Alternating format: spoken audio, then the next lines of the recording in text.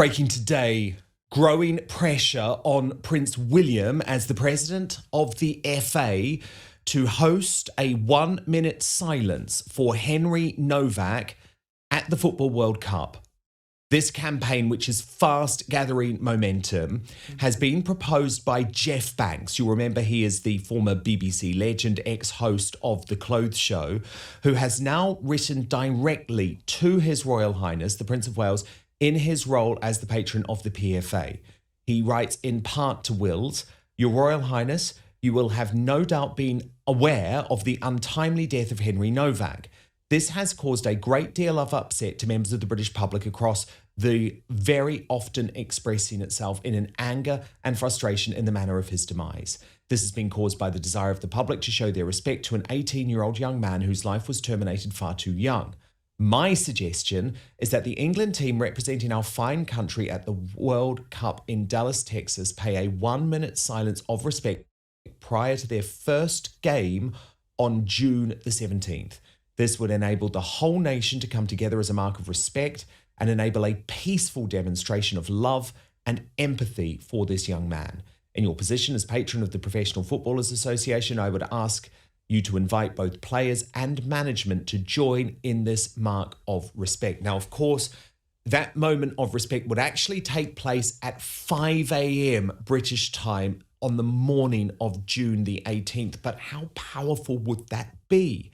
And given the Nowak family desire to, as we're constantly reminded by the likes of Slippery Starmer, to keep Henry Nowak's tragic death non-political, what better way would there be to raise awareness of what happened? And I am also calling on Prince William to consider making a public statement about the Henry Nowak tragedy. Jeff Banks has now released this video explaining why the royal family must get on board. My suggestion and proposal is that an opportunity exists for the England football team representing this country in Los Angeles, and their first match is on June the 17th, that they actually pay 1-minute silence in memory of Henry. It's something that the whole nation could actually join in, watching that game in pubs, clubs, from their home, and fans that are actually in LA. It would be a great memory. It's something that has been done before, and we could certainly do it for this. The match takes place on June the 17th. It takes place at 9 o'clock at night, which will be at 5 o'clock in the morning here on June 18th in Great Britain. I will be getting up, getting dressed, and paying my final respect to Henry. I'm today going to write to Prince William, who is the patron of the Professional Footballers Association, suggesting that he invites the players to do that. I'm also going to be writing to Thomas Tuchel, the new coach and general manager. I think it's something that the team should do. After all, they're representing our nation. It's something that we either pay for directly or indirectly, and it would not be a great deal to ask. So I would ask all of you to follow me in writing to Prince William, writing to the FA, and actually making this suggestion. It's something we could do, and I'm sure it would pay Henry the respect and love that he was lacking in his final hours. Something that we could all do together and respect him, a brilliant young man. To our superstar panel, Peter C. Barnes, the outsider, and Lauren, the insider.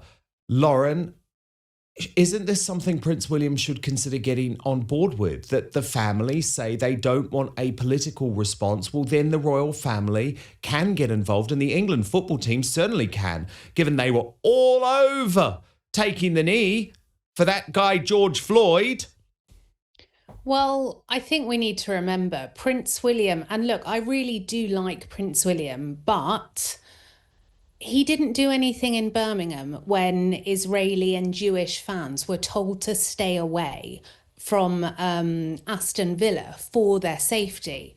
we shouldn't be in this position, Dan, where the public are coming up with these, initiatives and ideas. We're meant to be led by leaders in this kind of activity. I am really disappointed that we haven't heard from Prince William at all regarding the brutal murder of Henry Nowak.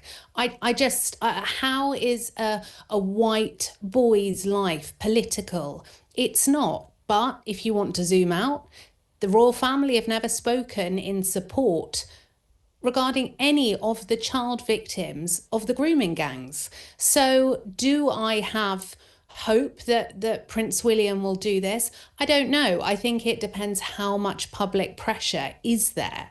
But we shouldn't be in a position where it's taking an artist to come up with this idea. I really, really hope that Prince William does something about this. But I recorded a show on this earlier. His team have made a huge mistake. He had a real chance to show us he was different with everything that happened with Henry, and he stayed silent.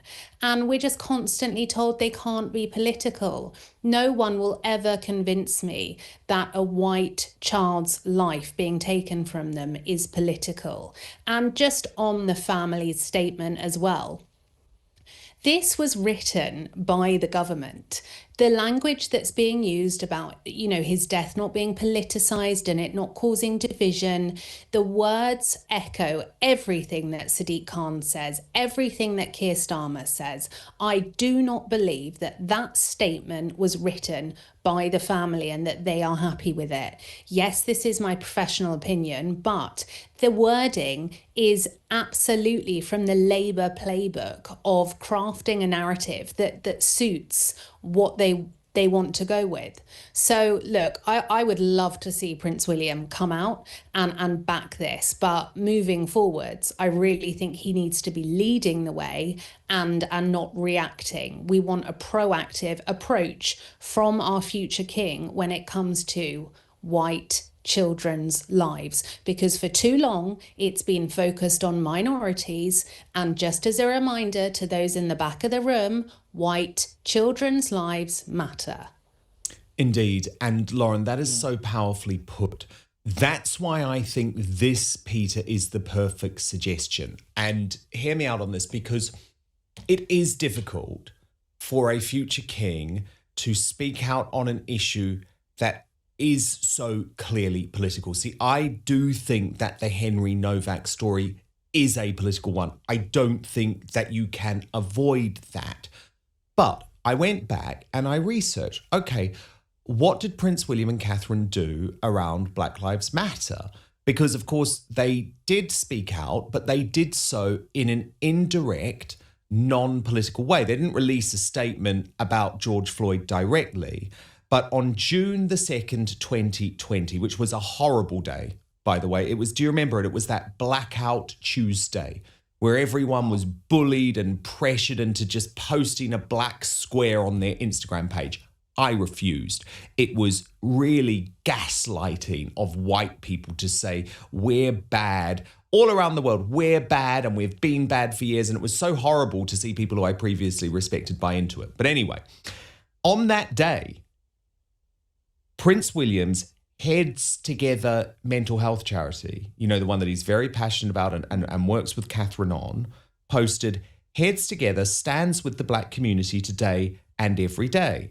This is a reminder to all that your mental health matters.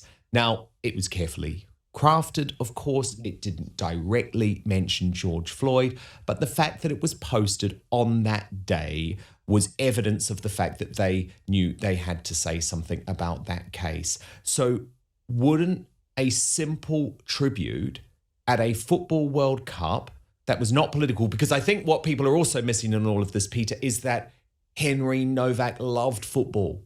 He had just played football before he was tragically killed. His parents raised his love of football in the meeting with the Prime Minister. This would be a non-political way for Prince William to show all of those things that Lauren is suggesting he needs to prove to us matters to him. I can't agree with everything that you've just said more. I think you're absolutely spot on. I think this was also a great moment for William to draw a line under his father and actually say that this is the new monarchy. This is a new way of doing things. And I agree with Lauren that we're actually going to lead. We're going to give a little bit of hope. We're going to be a hope for everybody. I also think, Lauren, you're absolutely banged on. That entire wording from the family's speech and letter is literally written by a person like me. I know it because it's exactly what I would write if I was in that situation. You know, it is word for word, exactly saying something without saying it. And also, very conveniently, it can be used as a weapon to beat down anybody that dares ask an unfortunate question. That's exactly what it was. And it's nice to see that I'm not the only person that noticed it. But I will say, though, the British science is great. Do not take the knee. Taking the knee is performative. It's pantomime. Stand next to each other. Make a wall. Make a barricade. Be next to each other. We're not subservient to a different anybody else. We're a people. We're a community. Stand next to each other, side to side. That's strength. That's unity. This whole diversity strength thing, that's taking the knee for me.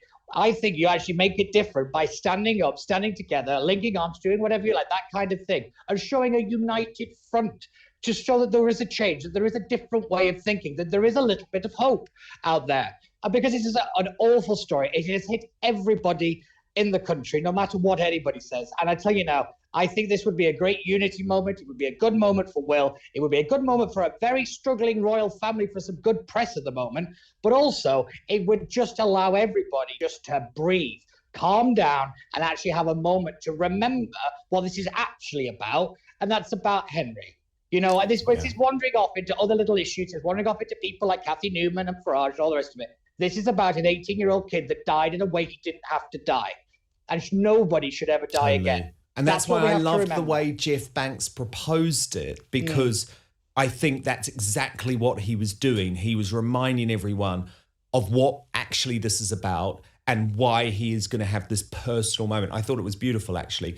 Speaking of that... Dan, can I just add as well, Prince William's team are very reactive. So when there's, you know, the narrative is about to turn, they're quick to issue, you know, statements and source quotes to the press. So you would hope that Prince William would maybe have written to the family. The problem is there's no mainstream media demand, is there? And so often that is based on demand. What are you doing, William? What are you doing? And so then they put their heads together and say, oh, shoot, we should do that. But you're totally right. William should at the very least be writing to the family. But Lauren, I did want to ask quickly, because you're not happy with William after the weekend as well, because we had this lovely royal wedding, but unfortunately a picture was leaked. And people always used to say to me, are you on Prince William's payroll? You never say a bad word against him. Not this weekend. You're not happy because he was pictured at the royal wedding. So let me just explain the story. This is Peter Phillips, who was the late Queen's favourite grandson,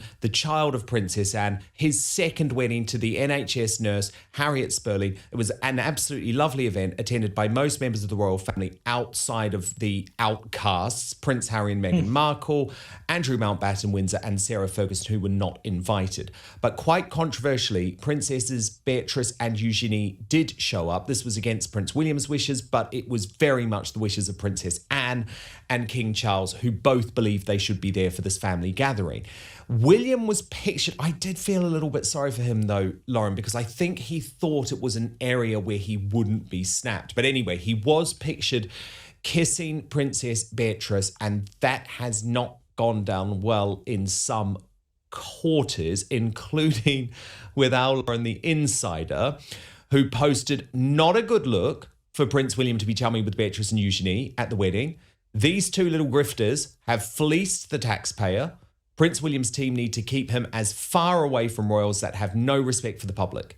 There won't be second chances for many people if they think William will be weak like Charles. People want an heir that displays consistent actions, not an opposing narrative. He's furious with Beatrice and Eugenie, the aides say. Come on now, Poppets, this doesn't wash with the public. There are many stories coming out via Palace Leaks saying Prince William will consider tightening the rules on royal property. This is not strong enough.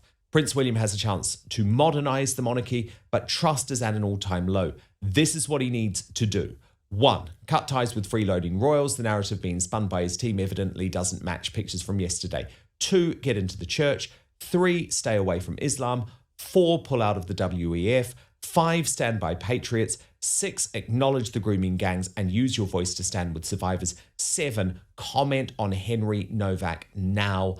This is crunch time. And look, I actually completely agree, Lauren, with all of those sort of points that you hope William takes on.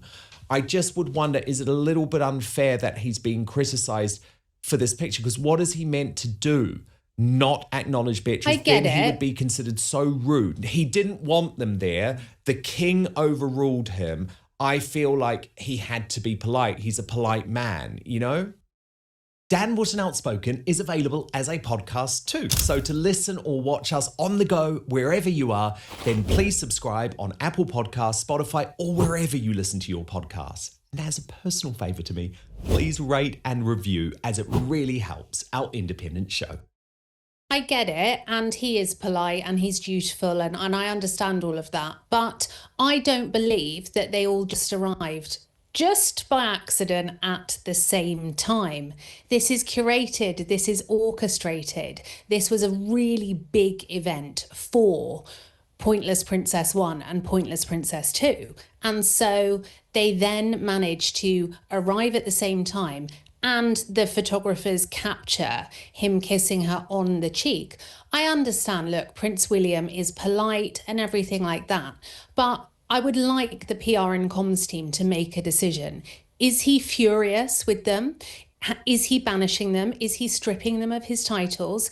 Is he going to be strong when it comes to leases and subletting? Because what I'm seeing from his team briefing is lots of word salad, but actually things that are quite non-committal. So he will review this. He will look into this. I go back to the point, Dan. I want a royal family, but we need them to get our trust back now. If we go through the entire family, we have been let down time and time again. So I just really hope that we're not being spun a narrative by the comms team, because Prince William has previously asked to look into Beatrice and Eugenie's finances, and they've said no. Well, out you go then, poppets. You know, they shouldn't be getting any perks at all. They're non-working royals that spend their life over in the Middle East, in my opinion, grifting.